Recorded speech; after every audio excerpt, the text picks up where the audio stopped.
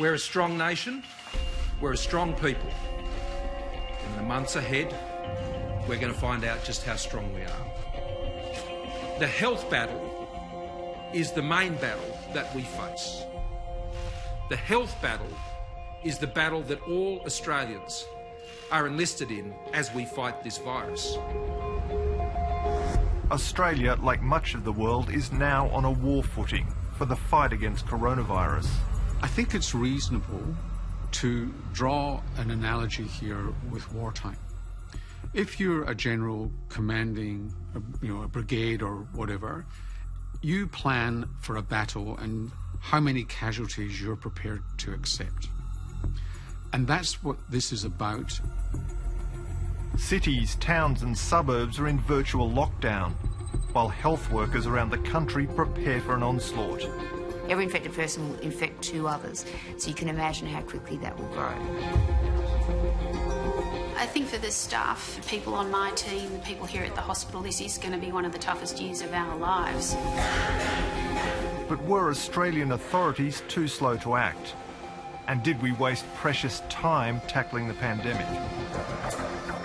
What kind of screening was there of passengers like you arriving from the United States? Oh, there was no screening. Nothing at all. Absolutely nothing. And together, we will get through this. Thank you very much. It's an incredibly inefficient system, and we're not surprised that the response to this is incredibly inefficient, and that the response has been to have mixed messages, conflicting messages from different levels of government, lots of committee meetings, lots of teleconferences, additional layers of bureaucracy imposed, people unable to decide who it is that's going to make a particular decision.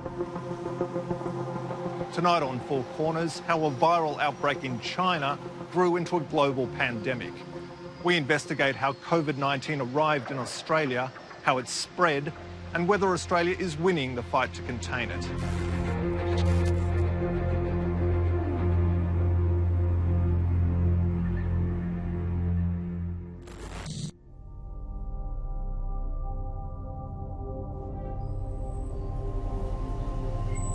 The coronavirus outbreak began in the city of Wuhan, China in late 2019. Within weeks, it was out of control and about to be unleashed on the rest of the world. I felt sick in the pit of my stomach because I'd been following this since the start of January.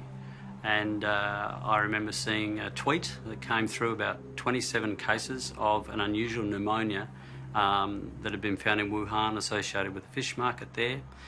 And there was some reference to maybe SARS. And since that time I was following it. And what's chilling to me now is that that was 12 weeks ago. And in that time, the world's been turned upside down as a result.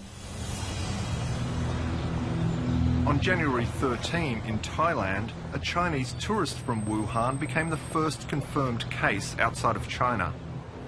This is a highly transmissible disease.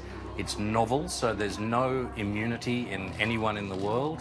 It's got a reasonably high death toll, and it's happening when the world is at its most connected ever. Whether this is ships, planes, millions of people travelling everywhere, and it started in Wuhan, so people travelling out of Wuhan and Hubei province were exporting it, but then as soon as it went to other cities around the world, epicentres of disease spread occurred, and then people from those cities became the exporters, if you like. Within days, a second case outside China was detected, this time in Japan. The man in his 30s had also recently been to Wuhan. Around mid-January, there were 3 case reports, 2 from Thailand, 1 from Japan. And at that time, there was a calculation or modelling done of how many flights go in and out of Wuhan to have accounted for 3 cases outside. And that modelling said there must have been at least 1,700 cases in Wuhan. And at the time, the reports were that there were 40 cases in Wuhan. So there was already a lot more human-to-human spread that may not have even been people had been aware of. So there had already been a lot of travel outside of Wuhan, probably with people with relatively mild symptoms or even asymptomatic, all over the world by that stage. Inevitably, we were going to get our first case. Inevitably, it had to be from China. But still, China was hiding things and it was hard to know what was going on. And I don't think we did too badly, but we could have known and we should have known that it was going to take off quickly around the world and the demand for testing kits and other things was going to be huge.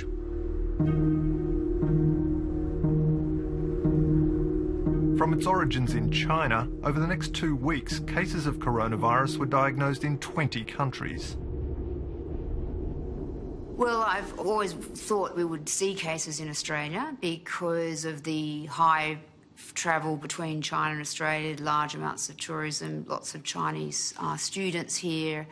There was no reason why we were going to be protected.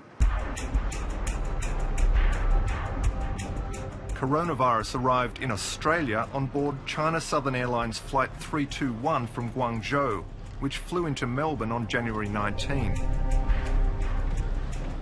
5 days later, a 58-year-old passenger from that flight went to Monash Medical Centre on the advice of a GP. He complained of having a fever, cough and shortness of breath.